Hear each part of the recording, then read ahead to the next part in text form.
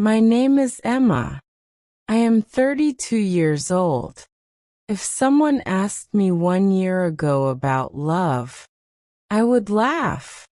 Not because love is funny, but because love never stayed in my life.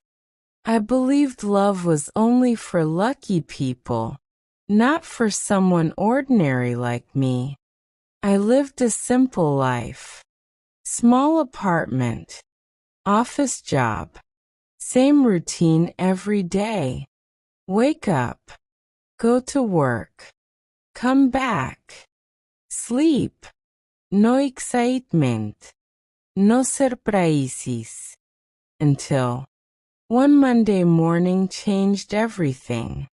That day started like any other. I reached the office at 8:45 a.m. Coffee in my hand, files under my arm, stress on my face. Our office was a marketing company in downtown Chicago. Busy, loud, competitive. People there didn't smile much, especially not at me. I was quiet. I did my work. I avoided drama. Maybe that's why no one noticed me. But that morning, everyone was whispering. I heard Sarah from HR say, "Have you seen the new boss?" Another girl replied, "They say he came from New York headquarters." Someone else added, "And he fired 3 managers there." I rolled my eyes. New boss, same story. Strict, arrogant, unfriendly. I wasn't interested. I sat at my desk and opened my laptop. But then, the office suddenly went silent, like someone pressed a mute button. I looked up, and I saw him. He walked in with confidence, but not arrogance. Tall, calm, sharp suit. But it wasn't his looks that caught me. It was his eyes. Focused but kind. Serious, but not cold. He looked around the office, observing everyone. Then his eyes stopped.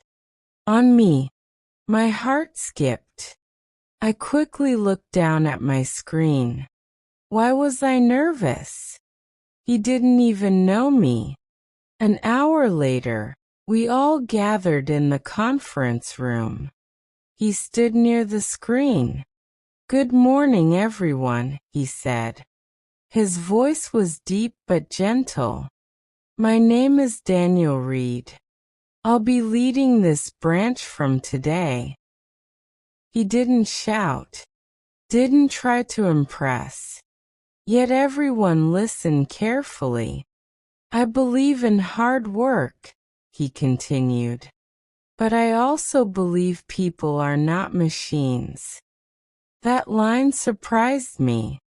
He spoke about teamwork, respect, growth. Not fear, not pressure. For the first time, I felt hopeful about a boss. Then suddenly, he said my name, Emma. I froze. Everyone turned toward me. "Yes, sir," I said softly. "I read your last campaign report," he said. My heart started racing. "Was it bad?" "I liked your consumer psychology analysis," he added. "Wait, what?" "Liked." "No one explained customer emotion that clearly before," he said. The room went quiet. Sarah looked shocked. My manager looked confused. No one had ever praised my work publicly before. I didn't know what to say.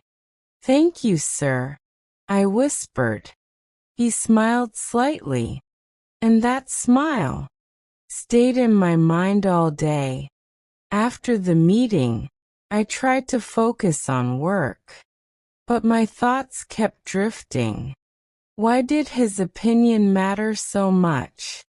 Why did that one smile affect me? I shook my head. Focus, Emma, I told myself. But fate had other plans. Around 6 p.m., the office was almost empty.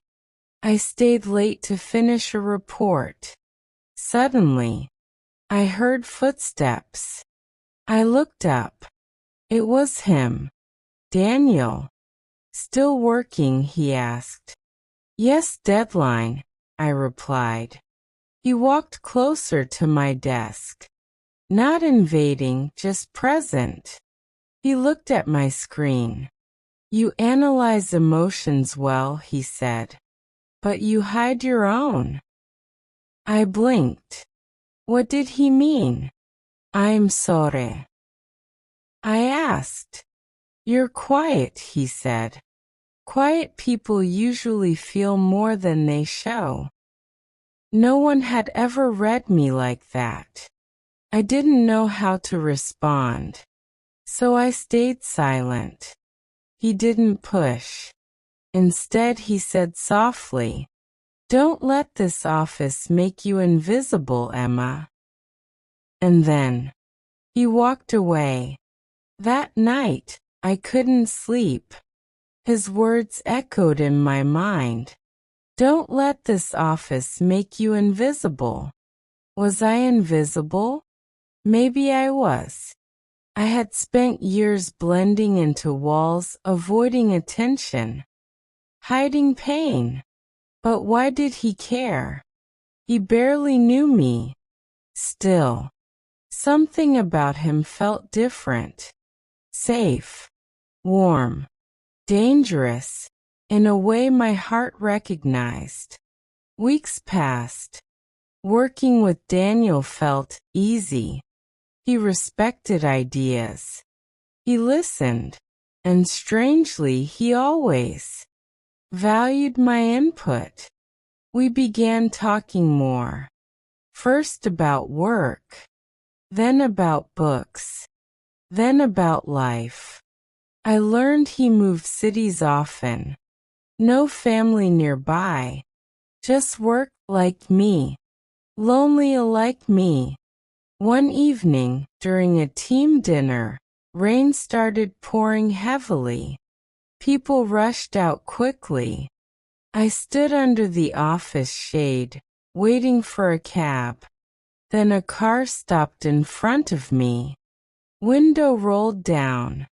Need a ride, he asked. Daniel. I hesitated. It's on my way, he added. After a pause, I agreed. The car ride was quiet at first. Soft music played. Rain hit the windows. Then he spoke. Why do you always look sad when it rains? I was surprised. You noticed that? I asked. I notice more than you think, he replied. I looked outside.